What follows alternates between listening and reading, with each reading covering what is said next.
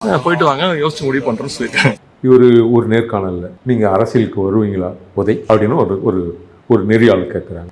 திமுக எங்கள் தாத்தா இருந்தார், எங்கள் அப்பா இருந்தார், நாங்கள்லாம் அரசியலுக்கெல்லாம் வரமாட்டோம், எங்கள் அப்பாலாம் அதெல்லாம் ஒத்துக்கவே மாட்டாருன்னு சொன்னார் ஒரு நேர்காணல்.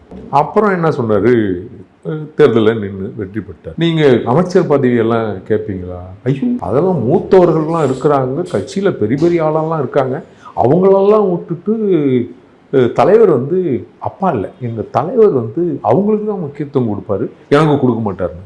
ஆனால் அமைச்சர் ஆனார், துணை முதல்வர் ஆனார். ஒன்று இது திட்டமிட்டே சொல்லப்பட்ட பொய்.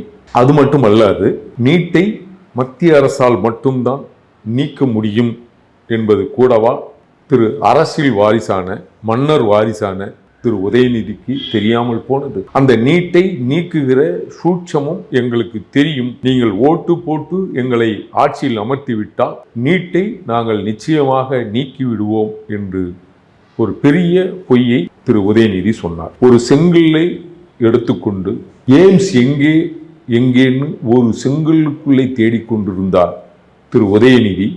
ஆட்சி வந்த பிறகு எங்கே எய்ம்ஸ் என்ற ஒரு கேள்வியை இறுதி ஆண்டு வரை கேட்கவில்லை. அதுபோல